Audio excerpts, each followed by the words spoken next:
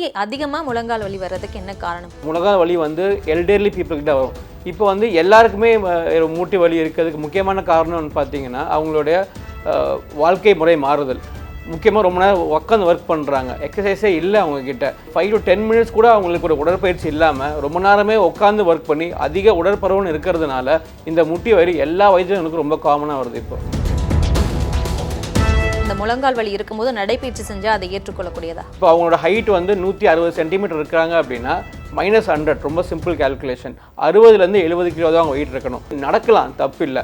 But தவறாக நடக்கும்போது, அதாவது வேகமாக ஜாகிங் பண்ணுறாங்க, இல்லாட்டி ஸ்டெப்ஸை ஏறி இறங்குறது ரொம்ப நல்லது, அப்போனா வெயிட் கம்மியாக நினைக்கிறாங்க. கார்டிலேஜ், அதாவது முழங்காலோட அடிப்பகுதியில் அதிகமாக வெயிட் விழுக்கும்போது தேய்மானம் வேகமாக நடக்குது. சுகர் இருக்கிறவங்களுக்கு முழங்கால் வலி வருமா?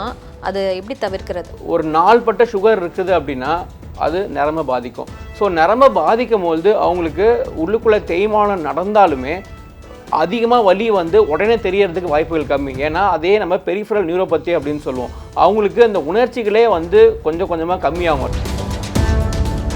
அப்போ வேற என்னென்ன நோய்கள்லாம் இருந்தால் இந்த வலி வரும்? முழங்கால் வலின்றது முழங்கால் மட்டும் இல்லாமல் நீங்கள் இடுப்பு வலிக்கும் முழங்கால் வலி வரலாம். ஏன்னா இடுப்பில் போகிற நரம்புகள் தான் வந்து உங்கள் 2 காலுக்குமே அதை வந்து சப்ளை பண்ணுது. ஏன்னா 2த்துக்குமே வந்து ஒரு காமனான ஒரு நர்வ் சப்ளை இருக்கிறதுனால இது நடக்குது.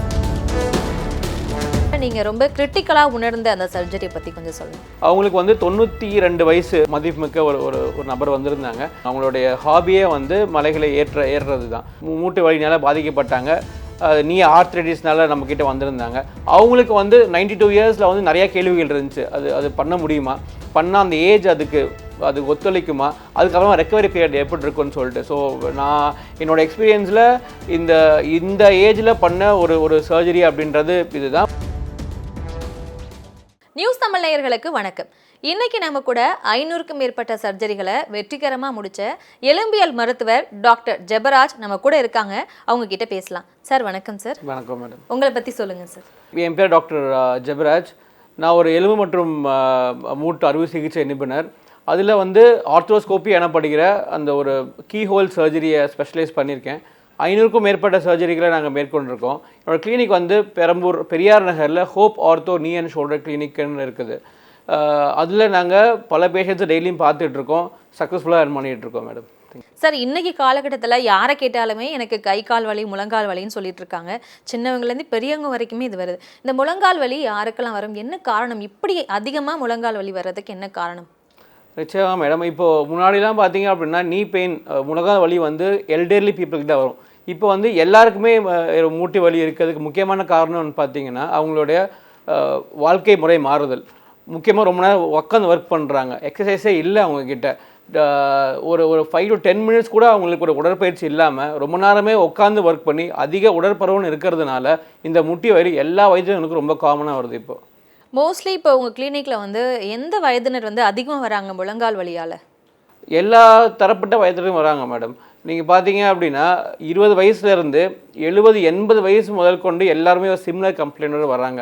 நான் முன்னாடியே சொன்ன மாதிரி இது முக்கியமாக வாழ்க்கை முறை மாற்றுதலும் அவங்களுக்கு உடற்பயிற்சியே சுத்தமாக இல்லாமல் உட்காந்து ஒர்க் பண்ணுற ஜாப் இப்போ அதிகமாக இருக்கிறதுனால அவங்களுக்கு முக்கியமாக முட்டுள்ள மசில்ஸ் வந்து சிதைவடைந்து விட்டமின் D3 கம்மியாக இருக்கும்போது கால்சியம் இல்லாததுனால அவங்களுக்கு எல்லா வயது இருக்கிறவங்களுக்கும் இப்போ நீ பெயின் வருது. சரி, இப்போ நீங்கள் சொல்கிற மாதிரி முழங்கால் வலி வந்து கால்சியம் குறைபாடு இந்த மாதிரி சில விட்டமின்ஸ் குறைபாடு அதெல்லாம் வருதா, இல்லை வந்து ஆல்ரெடி ஜீனால் கூட இந்த ப்ராப்ளம் வருமா? ஜீனால் வருதுன்றது ரொம்ப ரிமோட் சான்சஸ், அதாவது அரிதிலும் அரிது. இப்போ வந்து நம்ம ரொம்ப அதிகமாக ஏசியிலே உட்காந்து ஒர்க் பண்ணுறதுனால சூரிய ஒளியில் படாதன்றதுனால விட்டமின் D3 இல்லை. ஸோ விட்டமின் D3 இல்லைன்ற போது கால்சியம் போனில் அப்சார்ப்ஷன் இருக்காது. ஸோ இல்லைன்ற போது போன்ஸ் வீக் ஆகுது.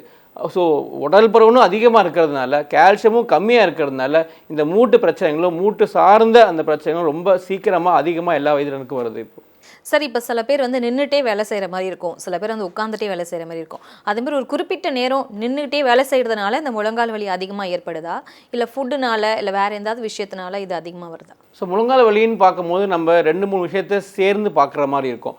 ஒன்று வந்து ஃபுட் ஹேபிட்ஸ். நிச்சயமாகவே முன்னாடிலாம் வந்து எல்லா சேர்ந்த ஃபுட்ஸும், அதாவது எல்லா விட்டமின்ஸும் இருக்கிற ஃபுட்ஸை சாப்பிட்டுட்டு இருந்தாங்க. இப்போ ஜங்க் ஃபுட்ஸ் கலாச்சாரத்தில் விட்டமின் D3யும் இருக்கிறது இல்லை, கால்சியமும் இருக்கிறது இல்லை, பாஸ்பேட்ஸ் எதுவுமே இல்லாமல் இருக்கிறதுனால பாடியோடைய போன்ஸ் நேச்சுரலாகவே அவங்களுக்கு வீக்கெண்ட் ஆகுது. இதோடு சேர்ந்து அவங்க ரொம்ப நேரம் நிற்கும் போது உடற்பருவனும் அதிகமாக இருக்கும் போது முழு லோடுமே வந்து உங்களுக்கு முழங்காங்களாக விழுகுது. ஸோ அப்படின்ற போது அதுக்கு ஏற்ற மசில் ஸ்ட்ரென்த்து, அதாவது முட்டிக்கு மேலே இருக்கிற மசிலோட ஸ்ட்ரென்த் அது ஈக்குவலாக இருந்துச்சு அப்படின்னா அந்த வெயிட்டை அதை தாங்கிக்கும். ஸோ அதுவும் இல்லை, ஸோ விட்டமின்ஸும் உடல் பருவனும் அதிகமாக இருக்கிறதுனால இந்த பெயின் வந்து அவங்களால தாங்க முடியாத அளவுக்கு ஒரு ப்ராக்ரஷன் ஏற்படுது. சார், இந்த முழங்கால் வலி ஏற்படுவதற்கு முக்கிய காரணமாக நீங்கள் வந்து உடல் எடை அதிகரிப்ப சொன்னீங்க. இப்போ உடல் எடை அதிகமாக இருக்கிறவங்க வந்து நடைப்பயிற்சி செய்யலாமா? இந்த முழங்கால் வலி இருக்கும்போது நடைப்பயிற்சி செஞ்சால் அதை ஏற்றுக்கொள்ளக்கூடியதா? நிச்சயமாக மேடம். எல்லாருமே என்ன ஒரு ஜென்ரல் தாட்டில் இருக்காங்கன்னா, என் வெயிட் அதிகமாக இருக்குது, நடக்க நடக்க வெயிட் கம்மியாகும், அப்போனா முழங்கால் வலி கம்மியாகும் நினைக்கிறாங்க. ஆனால் அது எப்படி நடக்கணும் அப்படின்னு இருக்குது. ஸோ இப்போ ஒருத்தங்களுக்கு வந்து இப்போ அவங்களோட ஹைட் வந்து 160 சென்டிமீட்டர் இருக்கிறாங்க அப்படின்னா -100 ரொம்ப சிம்பிள் கேல்குலேஷன், 60லேருந்து 70 கிலோ தான் அவங்க வெயிட் இருக்கணும். ஸோ அவங்க வந்து 90 இல்லை 100க்கு மேலே இருக்கும்போது அவங்களோட மொத்த வெயிட்டுமே முழங்கால் இருக்கிற தான் விழுகுது. அப்படின்ற பொழுது நடக்கலாம், தப்பில்லை. பட் தவறாக நடக்கும்போது, அதாவது வேகமாக ஜாகிங் பண்ணுறாங்க, இல்லாட்டி ஸ்டெப்ஸை ஏறி இறங்குறது ரொம்ப நல்லது, அப்போனா வெயிட் கம்மியாக நினைக்கிறாங்க. அப்படின்ற பொழுது கார்டிலேஜ், அதாவது முழங்காலோட அடிப்பகுதியில் அதிகமாக வெயிட் விழுகும்போது தேய்மானம் வேகமாக நடக்குது.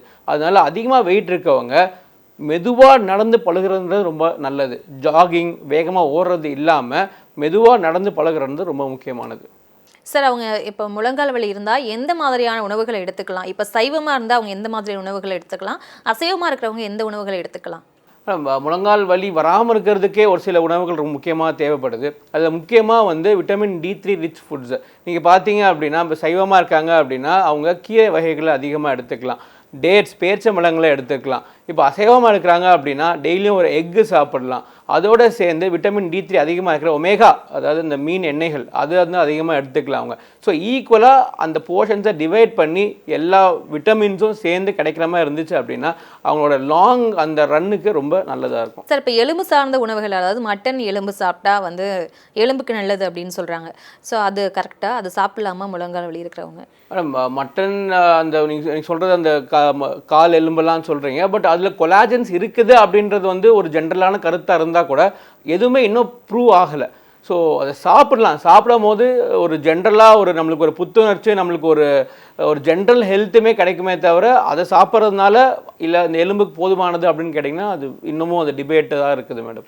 சார், இப்போ நம்ம பொதுவாகவே வந்து ரொம்ப டயர்டாக ஃபீல் பண்ணுறோம், ஏதாவது வலினா பெயின் கில்லர் மாத்திரை சாப்பிட்றோம். ஸோ அப்படி முழங்கால் வலி இருக்கும்போது பெயின் கில்லர் மாத்திரை சாப்பிட்லாமா? அதை ஏற்றுக்கொள்ளக்கூடியதா? பெயின் கில்லர்ஸ் அப்படின்றது வந்து ஒரு விஷயத்தை கவர் பண்ணுறது, தற்காலிகமாக வலியை குறைக்கிறதுக்கு நிச்சயமாகவே பெயின் கில்லர் உதவும். ஆனால் அதே பெயின் கில்லர் நீங்கள் ரொம்ப நாள் சாப்பிடும் போது உங்களுக்கு கிட்னி அந்த மாதிரி ஒரு நிரந்தரமான ஒரு பிரச்சனை ஏற்படுது. ஸோ அதனால திருப்பி ரிவர்ஸ் ஆக்க முடியாத ஒரு கடைசி நிலை பிரச்சனை போய் விட்டுரும். அதனால முழங்கால் வலி இருக்குது, அதோடு சேர்ந்து ஒரு வீக்கம் வருது, உங்களால் தினசரி வேலையே பண்ண முடியல அப்படின்னா ஒரு மருத்துவரை பார்க்குறதுன்றது எப்பயுமே அட்வைசபிள். சார், இப்போ அதிகமான முழங்கால் வலி இருக்கிறவங்க வந்து படிக்கட்டுலாம் ஏறலாமா?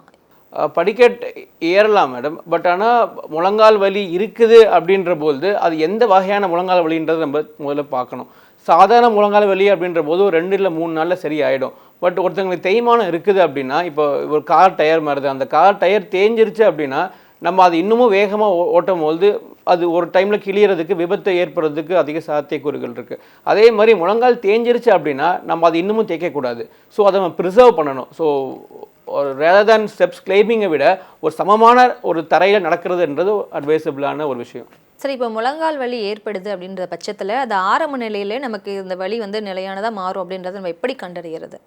ஒரு முழங்கால் வலி இருக்குது அப்படின்னா முதல்ல நீங்கள் டாக்டரை பார்க்கணுமான தேவையில்லை. ஒரு சின்ன சின்ன எக்ஸசைசஸ் பண்ணி ஒரு வாரம் வரைக்கும் நீங்கள் வெயிட் பண்ணலாம். இல்லை அந்த வலியே வந்து வீக்கமாக மாறுது, இல்லாட்டி தினசரி ஆக்டிவிட்டீஸே அது தடை பண்ணுது அப்படின்னா நிச்சயமாகவே ஒரு டாக்டரை பார்த்து அவரோட அட்வைஸ் எடுத்துக்கிறது ரொம்ப நல்லது.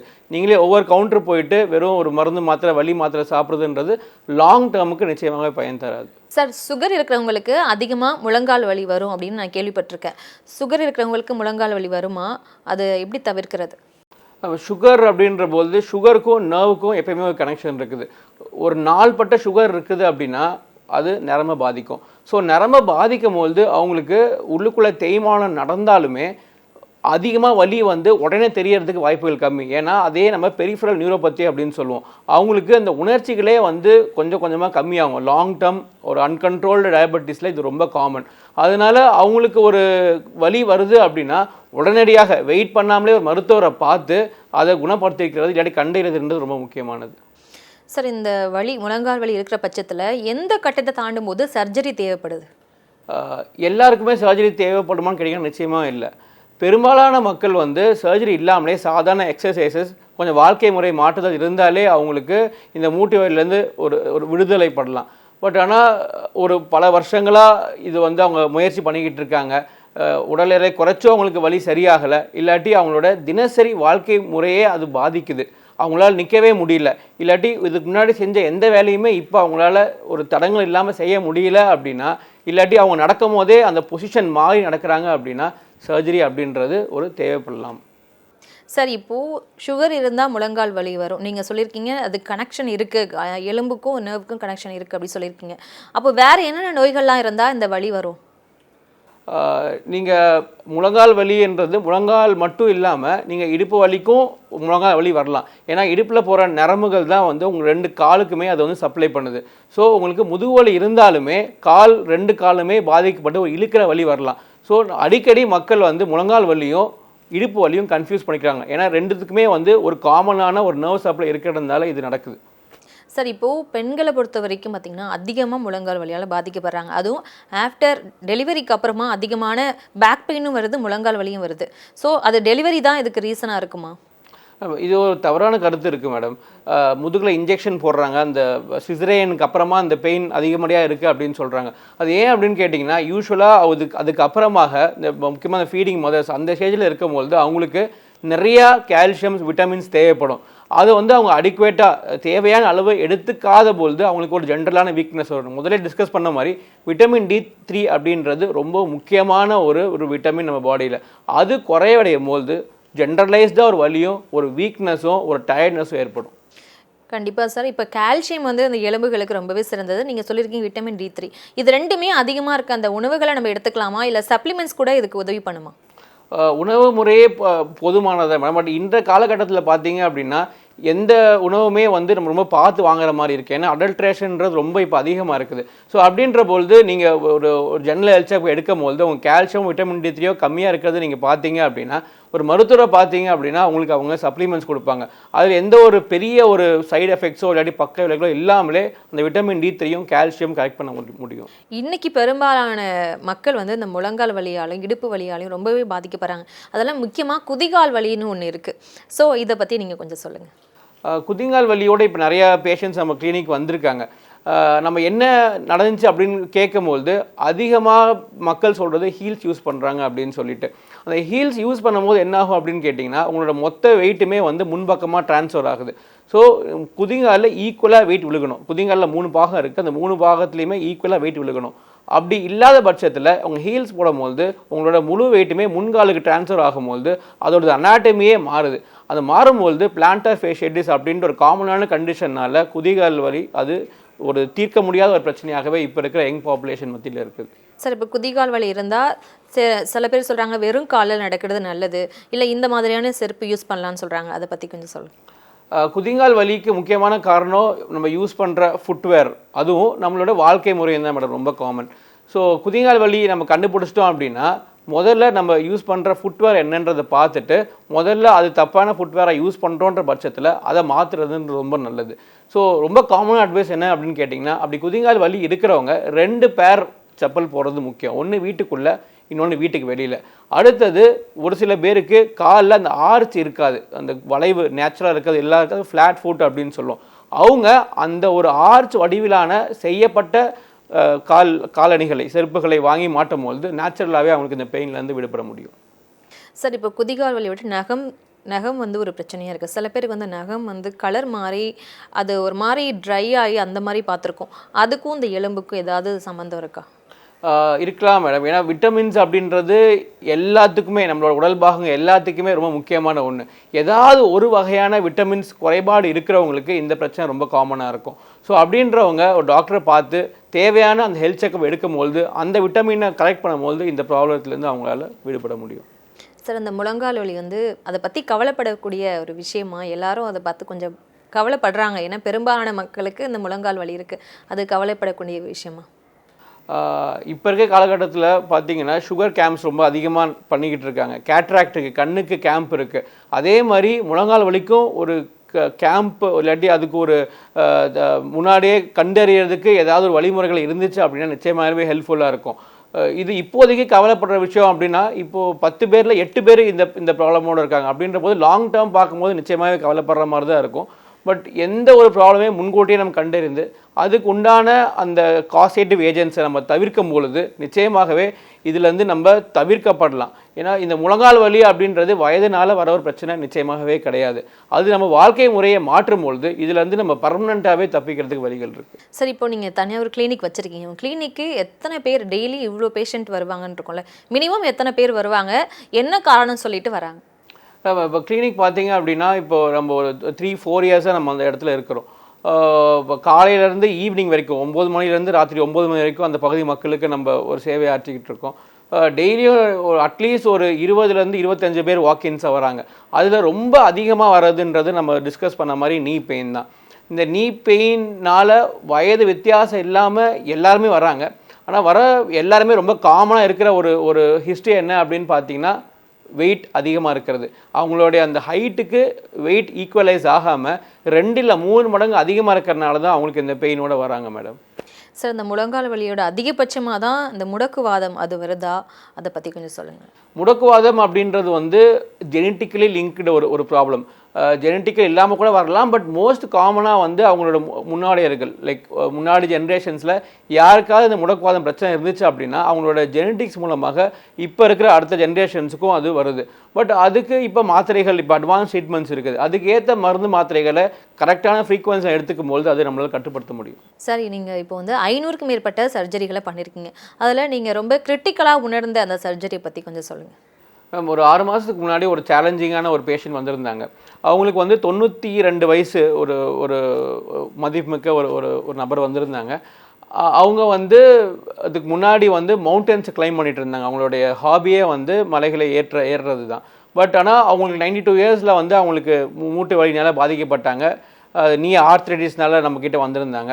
But she wants to continue that. So அதுக்கு என்ன வழி அப்படின்னு கேட்டிருந்தாங்க. ஸோ நிச்சயமாகவே அதுக்கு நிரந்தரமான தீர்வுன்றது மூட்டு மாற்று அறுவை சிகிச்சை. அதுதான் அவங்களுக்கு வந்து 92 இயர்ஸில் வந்து நிறையா கேள்விகள் இருந்துச்சு. அது பண்ண முடியுமா, பண்ணால் அந்த ஏஜ் அது ஒத்துழைக்குமா, அதுக்கப்புறமா ரெக்கவரி பீரியட் எப்படி இருக்குன்னு சொல்லிட்டு. ஸோ நான் என்னோடய எக்ஸ்பீரியன்ஸில் இந்த ஏஜில் பண்ண ஒரு சர்ஜரி அப்படின்றது இதுதான். பட் அவங்களுக்கு ஒரு 3 நாள் ஹாஸ்பிட்டலில் இருந்தாங்க. ஒரு நீ சர்ஜரி முடிச்சிருக்கோம். ஒரு 3 வீக்ஸ் எல்லாம் ரெக்கவரி ஆகிட்டாங்க. இப்போ அது முடிஞ்ச 6 மாதம் ஆகுது. மறுபடியும் அவங்க அந்த மலை ஏற்றத்தில் மறுபடியும் ஈடுபடுறாங்க. Now she is very happy. Sir, இப்போது சர்ஜரிக்கு அப்புறம் ரெக்கவரி ஆக வந்து எவ்வளோ டேஸ் எடுத்துக்கும்? இப்போது சின்ன வயசில் இருக்கவங்களுக்கும் இந்த வயசானவங்களுக்கும் டிஃப்ரென்ஸ் வந்து எப்படி இருக்கும் ரெக்கவரி ஆகிறதுக்கு? சர்ஜரி அப்படின்றது இப்போ இருக்க காலகட்டத்தில் ரொம்ப நவீனமாயிருச்சு.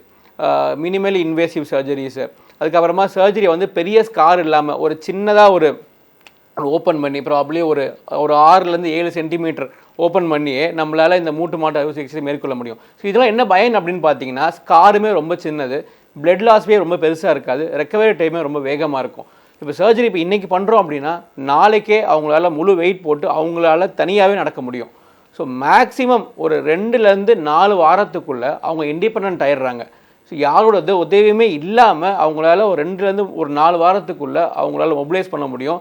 So she'll be back, or he or she will be back to normal in a 4 weeks period of time. Sir, இப்போ முழங்கால் வலிக்கு வந்து சர்ஜரி இல்லாமல் இன்ஜெக்ஷன் மூலமாக இதை சரி பண்ண முடியுமா? அதை பற்றி கொஞ்சம் சொல்லுங்கள்.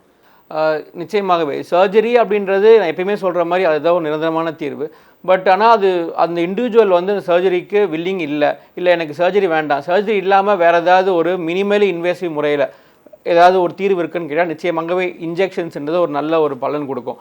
இப்போ இருக்கிற காலகட்டத்தில் அப்படின்னு பார்த்தீங்கன்னா நவீனமான முறையில் அந்த பிஆர்பி இன்ஜெக்ஷன்ஸ், ஜெல் இன்ஜெக்ஷன்ஸ் எல்லாமே அதிக பயன் கொடுக்குது. சார், இப்போ எலும்புக்கு பிஆர்பி ட்ரீட்மெண்ட்டுன்னு ஒன்று சொன்னீங்க, அதை பற்றி கொஞ்சம் டீட்டெயிலாக சொல்லுங்கள். பிஆர்பி அப்படின்றது ரொம்ப சேஃபான முறையில் பண்ணுற ஒரு இன்ஜெக்ஷன். அதோட ஃபுல் ஃபார்ம் என்ன அப்படின்னு பார்த்தீங்கன்னா பிளேட்லெட் ரிச் பிளாஸ்மா. அப்படின்னா உங்களுடைய பிளட்டே, அதாவது அந்த பேஷண்ட்டோட இண்டிவிஜுவல் பிளட்டே எடுத்து அந்த பிளட்டில் வந்து சிவப்பு அணுக்கள், வெள்ளை அணுக்கள், பிளேட்லெட் இந்த 3ஐயும் பிரிச்சிடும். ஒரு மிஷினில் இது சுத்தம் பொழுது என்ன ஆகும்னு கேட்டிங்கன்னா அது 3மே பிரிஞ்சிடும். அதில் அந்த பிளேட்லெட்டை மட்டும் நம்ம எடுத்து அந்த பாதிக்கப்பட்ட அந்த முழங்கால்களை நம்ம செலுத்தும் பொழுது அந்த கார்டிலேஜ் அப்படின்றது அதுதான் சிதைவடைஞ்சிருக்கும், அதனால தான் முட்டி வலி வருது. அந்த கார்டிலேஜ் வந்து மறுபடியும் வளர்ச்சி அடையுது. ஸோ அப்படின்ற பொழுது அவங்களுக்கு அந்த ஸ்டேஜ் ஆஃப் ஆர்த்ரைட்டிஸ் வந்து ஒரு ஸ்டேஜ் குறைக்கப்படுது. ஸோ அதனால பேஷண்ட்டுக்கு 70% 80% வரைக்கும் ஒரு வலி நிவாரணம் கொடுக்கப்பட முடியும் நம்மளால் அந்த பிஆர்பி இன்ஜெக்ஷன்ஸ் மூலமாக. சார் இப்போ அதிகமாக முழங்கால் வலி வந்து ஒரு 2 months 3 monthsன்னு கண்டினியூஸாக இருந்துகிட்டே இருக்குது அப்படின்ற பட்சத்தில் அவங்க வந்து அடுத்ததாக என்ன பண்ணலாம்? ஸோ முதல்ல அவங்க ஒரு மருத்துவரை பார்க்கணும். மருத்துவரை பார்க்கும்போது மருத்துவர் என்ன செய்வார் அப்படின்னா ஒரு பேசிக் இன்வெஸ்டிகேஷன் எக்ஸ்ரேவோ இல்லாட்டி எம்ஆர்ஐ எடுத்து பார்த்துட்டு அதுக்கு உண்டான காரணம் என்ன அப்படின்னு பார்ப்பார். இப்போது யங்கர் பாப்புலேஷன், அதாவது ஒரு 20 இல்லை 30 40 வயசில் வந்து ரொம்ப அதிகமாக முழங்கால் வலி எதனால வருது அப்படின்னா இந்த ஏசிஎல் அப்படின்ற ஒரு லிகமெண்ட் டேரோ இல்லாட்டி மெனிஸ்கஸ் அப்படின்ற ஒரு லிகமெண்ட் டேர்னால அவங்க பாதிக்கப்படுறாங்க. இது எல்லாமே ஸ்போர்ட்ஸ் இன்ஜுரிஸ் கீழே வரும். ஏதாவது விளையாண்டுருப்பாங்க, ஸோ அந்த ஒரு லிகமெண்ட் டேரோட வருவாங்க. ஸோ அவங்களுக்கு வந்து இந்த டாக்டர் பார்த்துட்டு ஒரு எம்ஆர்ஐ பார்த்துட்டு அந்த ஏசிஎல் டேராக இருக்கும் பட்சத்தில் கீ ஹோல் சர்ஜரி பண்ணோம் அப்படின்னா அவங்களுக்கு இட்ஸ் டே கேர் ப்ராசஸ். 24 மணி நேரத்துலேயே அவங்க வீட்டுக்கு போயிடலாம், அடுத்த நாள்லேருந்தே அவங்க வேலையை ஆரம்பிச்சிடலாம். ஸோ யங்கர் பேஷண்ட்ஸ் அதிகமாக முட்டி வலினால பாதிக்கப்படுறது வந்து ஒரு லிகமெண்ட் இன்ஜுரினால. இப்போ ஸ்போர்ட்ஸ் பர்சன்ஸ்லாம் எடுத்துக்கிட்டிங்கன்னா அதிகமாக வந்து லிகமெண்ட் இன்ஜுரியால் தான் பாதிக்கப்படுறாங்க. அவங்களுக்கு எந்த மாதிரியான ட்ரீட்மெண்ட் கொடுப்பீங்க? அவங்க ரெக்கவர் ஆக எவ்வளோ நாள் ஆகும்? ஸோ ஸ்போர்ட்ஸ் பர்சன்ஸ் ரொம்ப காமனாக வர்றது அப்படின்றது இந்த ஏசிஎல் அப்படின்னு என்னென்னு பார்த்தீங்கன்னா நம்மளோட முழங்கால்களை அந்த இடத்துல நிற்க வைக்கிற ஒரு லிகமெண்ட். அந்த ஏசிஎல் இல்லை அப்படின்னா முழங்கால் முன்னாடி ஸ்லிப் ஆகும். பேஷண்ட் நடக்கிறாங்க, ஒரு பர்சன் நடக்கும் போது முழங்கால் ஸ்லிப் ஆகுது அப்படின்னா அவங்களுக்கு 90% அந்த ஏசிஎல் அப்படின்ற ஜவ் வந்து இன்ஜுரி ஆயிருக்கு அப்படின்னு அர்த்தம். ஸோ அப்படின்ற பொழுது ஏசிஎல் மறுபடியும் அதுவாகவே சரியாகிறதுக்கு ரொம்ப ரிமோட் சான்சஸ் தான் இருக்குது. ஸோ அப்படின்ற பொழுது அவங்க அந்த கீ ஹோல் சர்ஜரி, இந்த ஆர்த்ரோஸ்கோபி சர்ஜரி மூலமாக ஒரே நாளில் வீட்டுக்கு போயிடலாம். ஸோ இன்றைக்கி அதில் ஸ்காரே இருக்காது. 2 துளைகள் மூலமாக அந்த ஏசிஎல் ரீகன்ஸ்ட்ரக்ஷன் கொடுத்து அவங்க அடுத்த நாள்கள்லேருந்தே அவங்களோட வேலைகளை ஸ்டார்ட் பண்ண முடியும். சார் பொதுவாக முழங்கால் வலியிலேருந்து முன்னெச்சரிக்கையாக என்ன பண்ணலான்னு நீங்கள் உங்கள் டிப்ஸை நீங்கள் சொல்லுங்கள். ஸோ முழங்கால் வலியே இல்லாமல் இருக்கணும் அப்படின்னா வாழ்க்கை முறை மாற்றுதல் ரொம்ப முக்கியமானது. உங்கள் உடல் பருவன் உங்களோட ஹைட்டுக்கு ஈக்குவலாக இருக்கணும். அடுத்தது ஒரு சிறு வலி இருந்தாலுமே முதல்ல மருத்துவரை போய் பார்க்கணும். டெய்லியும் ஒரு 20 நிமிஷத்துலேருந்து 30 நிமிஷம் வரைக்கும் ரெகுலராக எக்ஸசைஸ் பண்ணணும். அப்படி முழங்கால் வலி இருக்குது அப்படின்னா கீழே உட்காராமல் மாடி படிக்கட்டு ஏறாமல் கொஞ்சம் ரெஸ்ட்டில் இருந்துட்டு அப்படியும் சரியாகலைன்னா ஒரு மருத்துவரோட கவுன்சிலிங் ரொம்ப முக்கியம். சார் இப்போ பொதுவாக வந்து லிக்மெண்ட் இன்ஜுரியால் பாதிக்கப்படுறாங்க, அவங்க வந்து சரியான ட்ரீட்மெண்ட் எடுத்துக்கலன்னா அது என்ன ஆகும், அதை பற்றி கொஞ்சம் சொல்லுங்கள். லிகமெண்ட் இன்ஜுரி தானே அப்படின்னு சொல்லிட்டு நிறையா மக்கள் அதை இக்னோர் பண்ணிடுறாங்க. ஏன்னா லிகமெண்ட் இன்ஜுரி ரொம்ப அதிகமாக வலி ஏற்படுத்தாது. அவங்களுக்கு என்ன மெயின் பிரச்சனை வரும் அப்படின்னு கேட்டிங்கன்னா அந்த ஏசிஎல் இல்லாமல் முட்டி விட்டு போகும், நடக்கும் போது நீ ஸ்லிப் ஆகும். சரி நீ ஸ்லிப்பு தானே ஆகுது, வலி பெருசாக இல்லைன்னு சொல்லிட்டு இக்னோர் பண்ணிடுறாங்க. ஸோ அப்படின்றவங்க அடுத்த ஒரு 2 வருஷத்தில் முட்டி தேய்மானத்தோடு நம்மக்கிட்ட வராங்க. ஸோ அந்த லிகமெண்ட்டோட முக்கியத்துவம் என்ன அப்படின்னு கேட்டிங்கன்னா அந்த முழங்கால்களை அந்த இடத்துல அதுதான் பிடிச்சி வச்சுட்ருக்கோம். ஸோ ரிப்பீட்டடாக அந்த இன்ஸ்டெபிலிட்டி, அந்த முழங்கால் ஸ்லிப் ஆகும் போது அது முட்டி தேய்மானத்துக்கு உண்டு பண்ணிடும். அந்த தேய்மானம் திருப்பி ரிவர்ஸ் பண்ண முடியாத ஒரு டேமேஜை ஏற்படுத்திடும். சார் இப்போ நீங்கள் லாஸ்ட்டாக சொன்னீங்க பிஆர்பி ட்ரீட்மெண்ட் வந்து எலும்புக்கு ரொம்பவே முக்கியமாக இருக்குது. அதை வந்து பாமர மக்களும் எடுத்துக்கலாமா? அதோட காஸ்ட் எந்த அளவுக்கு இருக்கும்?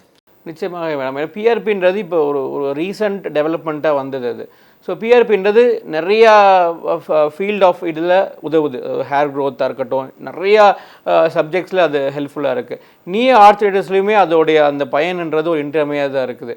எல்லாராலையும் அஃபோர்ட் பண்ணுற ஒரு காஸ்ட்டில் தான் அது இப்போதைக்கு நம்மளுக்கு கிடச்சிட்டு இருக்குது. ஸோ நிச்சயமாகவே எல்லாருமே எடுத்துக்கலாம். பட் அதுக்கு தேவையான அந்த ஸ்டேஜ் இருக்கவங்க அதை எடுத்துக்கிட்டாங்கன்னா அதுக்கு அதிகமாக பயன் அடைஞ்சுப்பாங்க. நிச்சயமா சார். நியூஸ் தமிழுக்கு வந்தமைக்கு நன்றி.